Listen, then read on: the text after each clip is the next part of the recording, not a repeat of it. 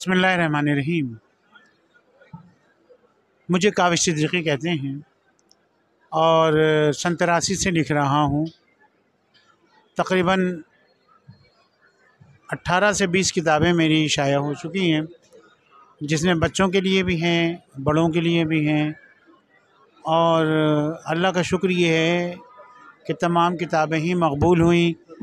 और जो लोग ये कहते हैं कि इलेक्ट्रॉनिक मीडिया ने, मोबाइल ने, सोशल मीडिया ने किताब के ऑप्शन को महदूद कर दिया है। जब आप किसी एग्ज़िबिशन में जाते हैं, किताबों की नुमाइश में जाते हैं, तो ये ख़्याल बातिल हो जाता है। और दुनिया में एक उसूल है कि जब भी कोई टेक्नोलॉजी आती है, कोई नई चीज़ आती है, तो रूटीन की चीज़ें उससे मुतासिर होती हैं।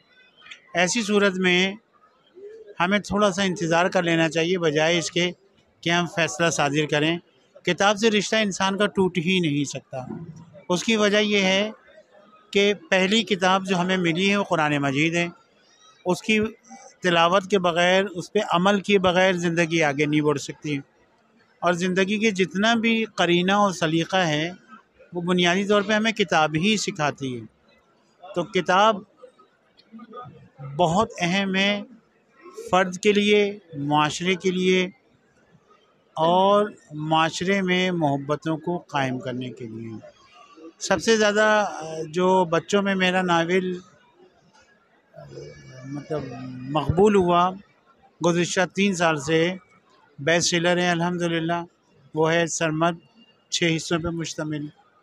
उसके बाद 40 हदीस 40 कहानियाँ, उसके कई एडिशन आए। फिर हिम्मत ना हारना, मोटिवेशनल कहानियाँ, उसके कई एडिशन आए। और अल्हम्दुलिल्लाह कम से कम 4 या 5 किताबें जो लाहौर से हमारे पब्लिशर लेकर आए थे, वो ख़त्म हो चुकी हैं। तो मैं ये नहीं समझता कि आज का बच्चा पढ़ना नहीं चाहता। मेरी किताबों के ख़रीदार बच्चे भी हैं और उनके वालिदैन भी।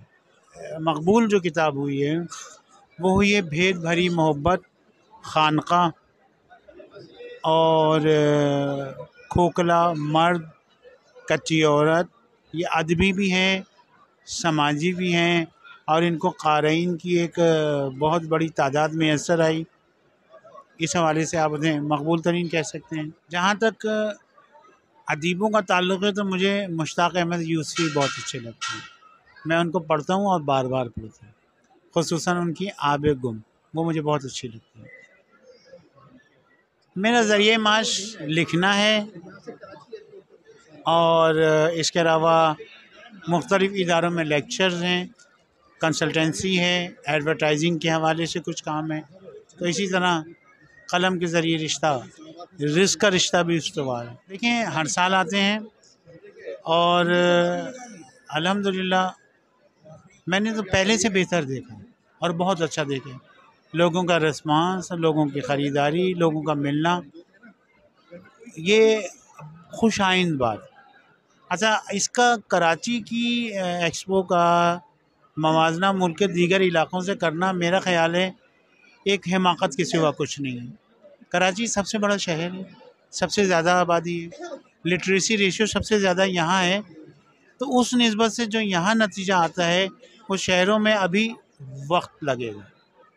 तो इसलिए हमें तक़ाबुल करने के बजाय, मवाजना करने के बजाय, हमें खुशदिली से इसको आगे बढ़ाना चाहिए।